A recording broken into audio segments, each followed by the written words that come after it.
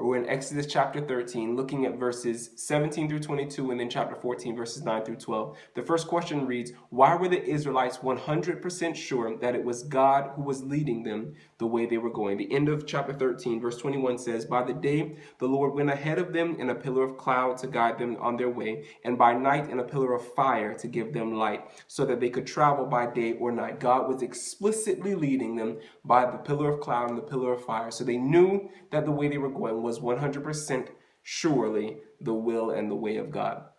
The next question, why didn't God lead them the shortest route? This is earlier in chapter 13. It says in verse 17, when Pharaoh let the people go, God did not lead them on the road through the Philistine country, though that was shorter. For God said, if they face war, they might change their minds and return to Egypt. And so this is why God did not lead them the shorter way. It was because he knew if they faced war, they may be tempted to fear and return to Egypt. The next question gets a little trickier. They probably didn't know that this was the reason, but probably knew that God wasn't leading them the shortest way. The land of the Philistines, it was a known path. That's the path actually that Abraham likely took, the path that Isaac likely took when they traveled from Canaan towards Egypt in the case of Isaac and to Egypt in the case of Abraham. These are the paths that everyone would have known would have been the shortest way between Egypt and the land of Canaan. They knew they were going to Canaan because that was the land promised to their forefathers, and that's where God was taking them. So they knew where they were going. They likely knew the shortest route, but they saw that the pillar of cloud and the pillar of fire was not leading them the shortest way.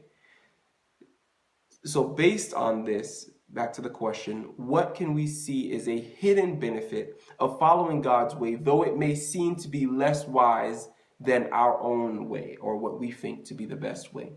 They, like us, were being led of God a way different from what their observation or their intuition would have told them would be the best way, the shortest way, the wisest way.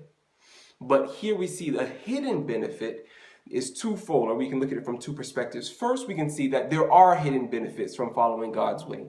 God knows infinitely more than we do. And so though we may see in an instance that this is the wisest for this result, so we're choosing the job because this job is going to pay better. So we can see that in that view that this is a better job. But God can see down the road 5 years from now that on our resume we'll need the experience that we'll get at the lower paying job. And so God can see what we can't see and knows more. And so always when we follow God's way, we will have hidden benefits just in general. There will always be hidden benefits. And also we can see that if we follow our way in contrast or in rebellion, particularly of God's way, there will be, of course, initially hidden, but they will come to light. There will be hidden non-benefits or hidden difficulties that will surface later. We'll realize later, in many cases, sometimes unfortunately we don't, but in many cases we'll realize later that it was because of this point. We'll trace all our decisions back to this point when we chose to step outside of God's way, do it what we thought was the best way, and we see things that we couldn't see then that come up in our challenges or difficulties or result in loss. But also we see that when we follow God's way, that there is the hidden benefit of protection from temptation. If they followed God's way, which fortunately did, he was protecting them from a temptation that God deemed would be greater than they could bear. We have the promise of God. 1 Corinthians 10 verse 13 says that God will not suffer us to be tempted above that which we are able. With every temptation, he'll make a way of escape. So God has promised, which is a gracious kindness of God. He's promised that we won't face temptations above what we're able to bear. So He's set us up to be able to have victory over every temptation, so we shall not fall into sin. But that comes with the clause, that comes with the condition that we are following God's direction. God does not promise to protect us from temptation more than we can bear if we are walking in rebellion to God's way. If we step outside of God's direction, then we cannot claim his promise to protect us from temptation that is too great for us to bear. But here we see, fortunately in this case, that Israel did follow God's way and they were protected from that temptation on the initial outset of their leaving of Egypt and going to the promised land. And that's what we can also trust in. If we follow God's way, even though it may seem unwise from our perspective, from our vantage point, we can have the twofold blessing, knowing that in general, God's way is going to have more benefits than our short-sighted way will ever have. But also we can go confidently knowing that God is fulfilling his promise to keep us from temptation that is too great for us to bear. But let's look at another point from the later questions. Despite this, in chapter 14, what was their reaction when they saw the Egyptians?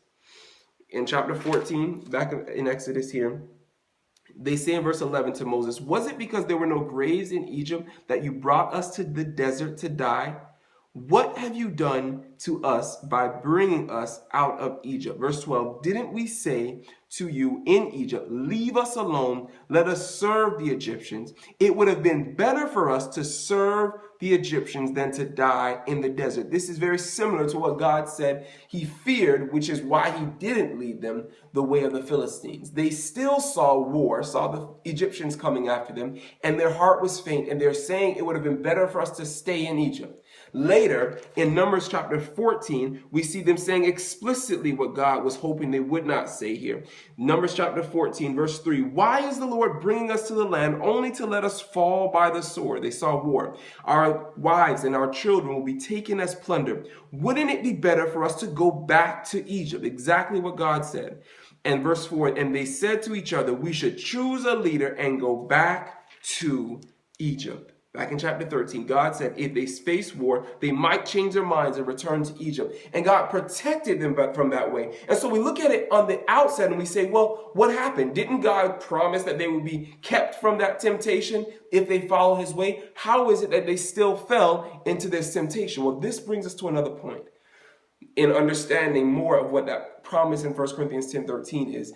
Though God promises to keep us from a temptation that is too great for us to bear, he doesn't force us to avoid sin. That we will face temptations, and it's still within our realm of choice, our power of choice, our freedom of choosing what we will do.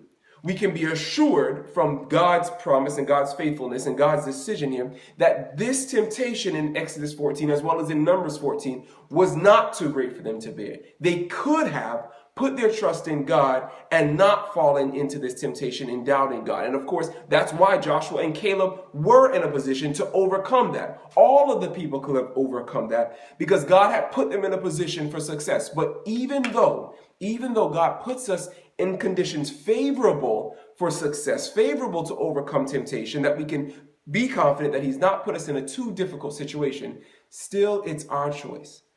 God didn't put Adam and Eve in a situation where the temptation was too strong for them, but nor did he put them in a temptation where it was impossible for them to fall. God put them in the situation where they had the freedom of choice. And this is what God will do for us, even if we're following his will. He, of course, following his way will protect us from temptations too great, but also following his will keep us in a place where we can choose, and we will have to choose, and it is within our responsibility to choose the right way. And these are the lessons. This is how we can apply this experience to our own lives.